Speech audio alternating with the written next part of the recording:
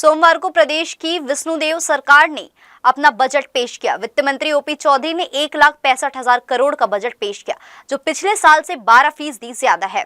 वित्त मंत्री ओपी चौधरी ने 1 घंटे 45 मिनट में बजट भाषण दिया। बजट में सरकार ने हर वर्ग के लिए कुछ न कुछ घोषणाएं की है। जनता को बड़ी राहत देते हुए पेट्रोल की कीमत में राज्य सरकार की तरफ से 1 रुपए की कमी की गई। इतना ही नहीं, सरकारी कर्मचारियों को लेकर भी बड़ा ऐलान किया गया है। सरकार ने सरकारी कर्मचारियों का डीए बढ़ाकर 53% कर दिया है। इतना ही नहीं, रायपुर प्रेस क्लब के रेनोवेशन के लिए 1 करोड़ का प्रावधान किया गया है। इस बजट से टेक्नोलॉजी का विकास होगा, इंडस्ट्रियल ग्रोथ होगा, नई उद्योग नीति भी लॉन्च होगी। ओपी चौधरी ने कहा कि बजट में छत्तीसगढ़ में एयरपोर्ट के विकास के लिए 40 करोड़ रुपए का प्रावधान किया गया है। छत्तीसगढ़ के 14 बड़े नए निकाय नगर निगम हैं। इनके विकास को बढ़ावा देने के लिए इस बजट में कई योजनाएं शुरू की जा रही है। इस योजना का नाम मुख्यमंत्री नगरोत्थान योजना है।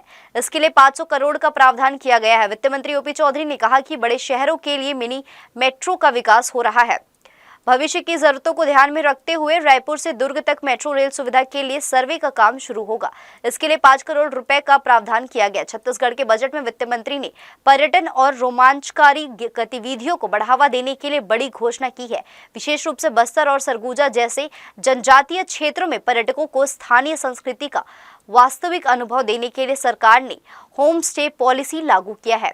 अब पर्यटक गांव में रुककर स्थानीय परंपराओं को नजदीक से देख सकेंगे और वहां के पारंपरिक खान पान का आनंद ले सकेंगे। इस पहल से ग्रामीण पर्यटन को बढ़ावा मिलेगा और स्थानीय समुदायों को आर्थिक अवसर भी मिलेंगे। इसके साथ ही महतारी वंदन योजना में भी बढ़ोतरी की गई है। आंगनबाड़ी भवनों का निर्माण कार्य किया जाएगा, महिला हॉस्टल का निर्माण किया जाएगा। ऐसी कई लाभकारी योजना जिनमें महिला हित को विशेष ध्यान में रखकर बजट बढ़ाया गया है। लेकिन कई लोग सरकार के इस बजट पेश से नाखुश नजर आ रहे हैं। लोगों का कहना है कि स्वास्थ्य के क्षेत्र में खास ऐलान नहीं हुआ। कई युवा बेरोजगार घूम रहे हैं, उनके रोजगार की उचित व्यवस्था सरकार द्वारा नहीं की जा रही है। शायद सरकार के बजट पर कांग्रेस ने निशाना साधा है। प्रदेश के पूर्व मुख्यमंत्री भूपेश बघेल ने ट्वीट कर कई सवाल उठाए। आमतौर पर बजट को लेकर मिलीजुली प्रतिक्रिया सामने आ रही है। एक पक्ष बजट को ऐतिहासिक बता रहा है, तो वहीं दूसरे पक्ष को बजट में कई कमियां नजर आ रही है। देखिए, ये एक बहुत ही संतुलित बजट है और मुझे लगता है छत्तीसगढ़ को विकसित छत्तीसगढ़ बनाने में बहुत बड़ा योगदान रहेगा इस बजट का। मैं तो मुझे खुशी हो रही है, क्योंकि जो स्व सहायता समूह कांग्रेस की गवर्नमेंट में जिनको बैठा दिया गया था घर में, उनको वापस लिया जा रहा है। ये बड़ी खुशी की बात है कि उनको सारे लोगों को रोजगार मिलेगा और एक महिलाएं निश्चित रूप से आगे बढ़ेंगी।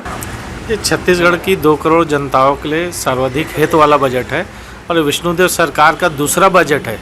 वित्त मंत्री जी ने इस बजट को प्रगति का बजट बोला है और इस पे जो है गति आधारित है। गति मतलब जी से गुड गवर्नेंस, ए से एक्सेलरेशन इंफ्रास्ट्रक्चर, टी से टेक्नोलॉजी और आई से जो है इंडस्ट्रियल ग्रोथ।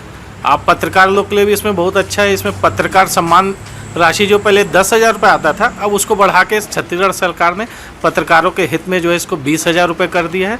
और बिलासपुर के लिए तो बहुत अच्छा बजट है। बिलासपुर में इस बार अलग से उद्योग भवन बनाने के लिए भी पैसा दिया जा रहा है। फिजियोथेरेपी हॉस्पिटल बनाने के लिए अलग से पैसा दिया जा रहा है और बहुत सारी योजनाओं में बिलासपुर को प्रमुखता से जगह दी गई है। इसलिए मैं बिलासपुर के सभी नागरिकों, व्यापारियों एवं छात्र एवं सभी लोगों को बधाई देना चाहता हूँ कि छत्तीसगढ़ सरकार का बहुत ही विकासकारी बजट। हाँ, बहुत फायदा मिलेगा। हाँ, बताओ। हाँ, महतारी योजना वाला पैसा भी बढ़ाए हैं। हाँ। और आंगनबाड़ी का भी भवन बनवाएंगे तो हमारे बच्चे लोग के लिए अच्छा होगा। छोटे छोटे बच्चे लोग पढ़ेंगे। आज हमारे प्रदेश की यशस्वी मुख्यमंत्री सम्माननीय श्री विष्णुदेव साय जी द्वारा जो आज राज्य शासन का जो बजट पेश किया गया है, वो बहुत ही सराहनीय है और जन जन तक, चाहे युवा हो, मातृशक्ति हो, हमारे वरिष्ठ जन हो, चाहे किसान हो, चाहे व्यापारी हो, सभी वर्ग को लाभ पहुंचाने वाला बजट है। देखिए, छत्तीसगढ़ शासन का जो बजट है, ये बजट सिर्फ छत्तीसगढ़ के जनता के साथ छलावा है। ना इसमें युवाओं के लिए कुछ है, ना महिलाओं के लिए, ना मजदूरों के लिए। कुल मिला के इस बजट में यहाँ के जनता को छला गया है। कोई भी नयापन इसमें नहीं है। जो चला आ रहा है थोड़ा बहुत महतारी वंदन का और किसानों का, वहीं तक सीमित है। उससे आगे बढ़ के जो नगरीय क्षेत्रों में और ग्रामीण क्षेत्रों में जो विकास की बात है, वो कहीं दिखाई नहीं दे रहा है। और सबसे ज़्यादा जो हमारे बेरोजगारों को रोजगार मिलना चाहिए, वो साथी को छत्तीसगढ़ के उनको रोजगार के लिए कोई पहल इनके द्वारा नहीं किया गया है। तो कुल मिला के कहा जा सकता है युवाओं के साथ महिलाओं के साथ ये बजट सिर्फ छलावा है। पेट्रोल का दाम 1 रुपये कम हुआ तो उसे और बढ़ा देना चाहिए मेरे विचार से। कम होता है तो भैया कुछ 20-30 रुपये कम करता तो ठीक बात है ना। इसको कम किए हैं ऐसे करके जो सब बोल रहे हैं कम नहीं किया है, लूटपाट है सब। लाभ मिल रहा तो अच्छी बात है, इसमें हम सहयोग करते हैं सरकार को। किसानों के लिए होना चाहिए, किसान लोग को जैसे कि कर्जा माफ होना था वो हुआ नहीं, और अभी भी जैसे खाद प्राप्त नहीं होता है। अभी जैसे कि रबी फसल चल रहा है उसमें खाद नहीं मिल रहा है किसानों को, हाँ KCC नहीं मिल रहा है। ये सब परेशानी किसानों को तो बहुत ज़्यादा है। अब देख रहा हूँ किसी को कम कर रहा है, किसी को ज़्यादा कर रहा है, लेकिन अच्छा बजट नहीं लग रहा है मेरे को।